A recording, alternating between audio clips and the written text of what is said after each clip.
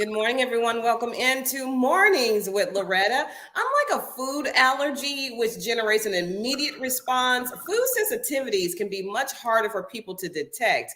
Joining us now to discuss the impact of food sensitivities on our health is Professor of Medicine and Digestive Diseases at Yale University School of Medicine, is Dr. Mehal. Welcome, Dr. Mehal. Good morning. My pleasure to be with you. Yes, I was so fascinated and intrigued when I got this pitch, right? Because we all talk about food allergies. I have not heard anyone say anything about food sensitivities. Is that something you found in your line of study? It's actually a very widely recognized phenomena, and it's very common and might actually be something that affects as much as half the population. And we have studied it specifically to identify which food items may be affecting and giving people unpleasant symptoms using something called the ALLCAT test. But the phenomena is very widely recognized of food sensitivities. Wow. So how does that impact our health? Because with a food allergy, we feel a symptom, right? Maybe is, some people might throw up, I guess, or it reacts in your body some kind of way after it's gone through the system. Can you tell us how versus a food allergy, a food sensitivity, how do we know the difference?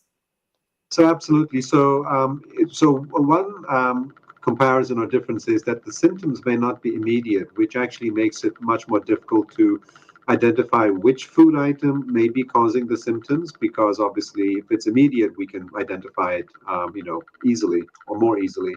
And then the second issue is that actually the types of symptoms are much broader.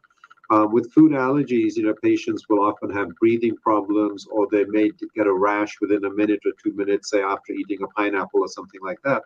With food sensitivities, it can actually build up over weeks and months.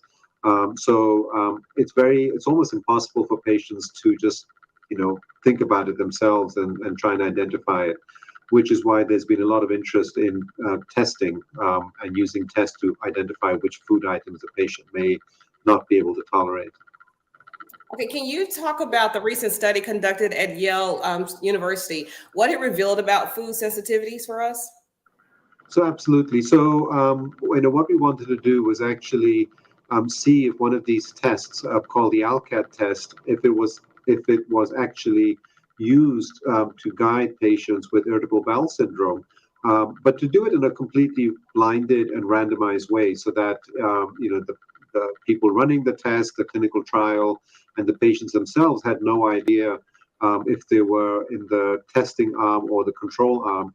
And essentially, what we found was that when the ALCAT test was used to guide patients as to which foods to avoid, that there was a significant improvement in their symptoms of irritable bowel syndrome, which is one type of symptom complex that people can have, which includes bloating and pain and just abdominal discomfort. But there are many other types of symptoms, such as arthritis and migraine, and sometimes just fatigue, that can be caused by food sensitivity. Wow, the more I hear, the more questions I have. But how can new testing methods help people determine their sensitivities and better support their overall health? So there are a number of food sensitivity tests out there. One of the challenges is that actually most of them have not been themselves validated in a scientific way. The ALCAT test has been validated. I would certainly encourage people who are comfortable reading the medical literature to look that up. It's been published in a peer-reviewed journal. But they can also go to other sites. I mean, there's a site called Previ Medica, which has information that's more accessible to non-medical individuals, and then discuss this also with your healthcare provider. That's always a first good place to go to. And patients can actually also just order the test themselves and send off a sample, and the results that they get are actually very easy to interpret as well. Okay, so I have this question. How do you know if you have a food sensitivity? Because sometimes we'll think maybe, it wasn't prepared properly, or my system is a little off. So we're making all these uninformed decisions about our health, which causes more problems, and not just this, but other things, Dr. Mihal. So how do we know it could potentially be a food sensitivity? Is it like you have more mucus in your system? Does it look like and feel like something else? How do we know? Yeah, so I mean, because food sensitivities can cause, really wide range of symptoms. Obviously, symptoms of arthritis are very different from, say, symptoms of, abdominal discomfort. It is just very challenging. I mean, there is not a single simple personal way that an individual can identify, which is why this sort of objective testing can be very helpful, where sort of the guesswork is taken out of the situation. Because, of course, we also eat, dozens and sometimes perhaps have almost over 100 ingredients in the foods that we eat. So to try and identify which three or four or five might be causing the symptoms is very challenging. I can only imagine. Oh my goodness. So how should you talked about the new testing and that we could, send it off and those results will come back to us. So how do we know how to interpret those results for the food sensitivity? So the results are actually explained in a very clear way, and most individuals will have, about half a dozen or so food items to which the test is guiding them that they are sensitive to. So I think most individuals will not find it difficult to interpret the test, but it's always a good idea to, discuss any testing and any testing interpretation with your healthcare provider. I think, this is not something that needs to be done outside of that loop. So I think if people are comfortable with interpreting the test, that's fine. But I would always encourage people to, take the test, take the result, and discuss with the healthcare provider. Okay, so what are some of the symptoms that it may be a food sensitivity, even if it's a food allergy? Because we don't know, right? We have the expert here, so I want you to tell us what are some symptoms, because I think we mask so much after it appears as there's something wrong with us. It becomes a normal, so we don't do anything until it's really, really bad. So what are some of the symptoms and what can it lead to if we don't get it treated? Well, I mean, again, part of the challenge is that the symptoms can be very broad, ranging all the way from migraine to rashes to fatigue and bloating. So, it's a very broad set of symptoms. And I would just say that, it's almost, I would turn it around and ask, whether somebody feels that they're in good health. Because something like fatigue, if it creeps up on you over months and years, you may not realize it, but actually, we're in a constant state of fatigue. And if you flip that around and say, well, in general, do I feel like I'm in good health? Do I feel like I have energy? Do I feel, fairly vigorous? And if that's not the case on an ongoing basis, obviously on any particular day we may feel fatigued. I mean, that's obviously normal. But if on an ongoing basis, if we're not feeling like we're in good health and in good vigor, then I would certainly bring that up with your healthcare provider. And it may be, due to the foods that we're eating.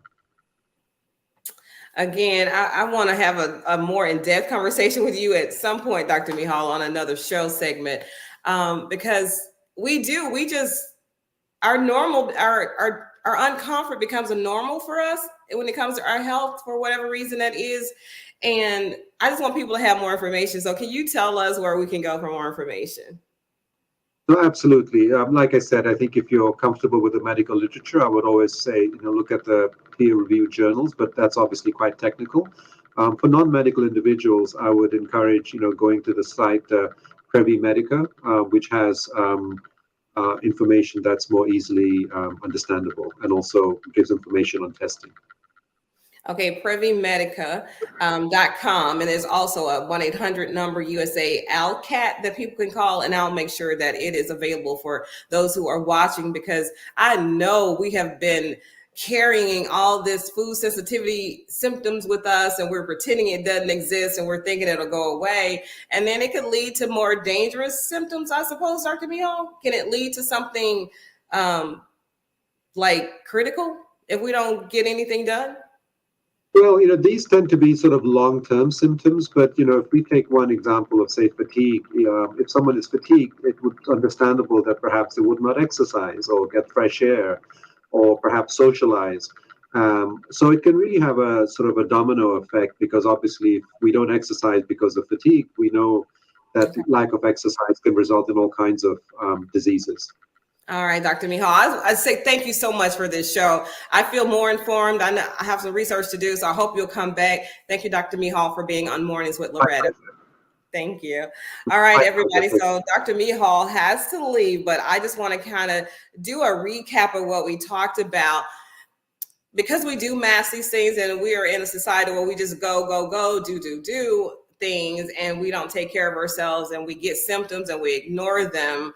So, and then we wonder why we're fatigued, why we're bloated, why we're having these migraines, why we're having this. Well, that's not normal, right? Our bodies were built to heal itself. And when it can't, we want to make excuses for it. We want to self-medicate. We want to be our own doctor. And that's not what we should be doing. We should seek professional help, right? So make sure you take this, and I am too. I'm going to get that test, and you can go to, and I'll spell it, it's PREVIMEDICA.com, the 1-800 number if you want to order that test or get more information. First of all, contact your medical professional first, right? Or call 800-USA USALCAT, and I'll make sure that I put that in some description somewhere. But thank you all so much for watching. This is going to be the end of this segment, and we'll return with another segment on tomorrow. So as always, think positive, dream big dreams, help someone along the way. And guess what? I'll see you guys so soon. You won't even know you missed me. All right, everybody, make it a great day. Bye-bye. Your life makes it day, have your troubles away, maybe learn another way.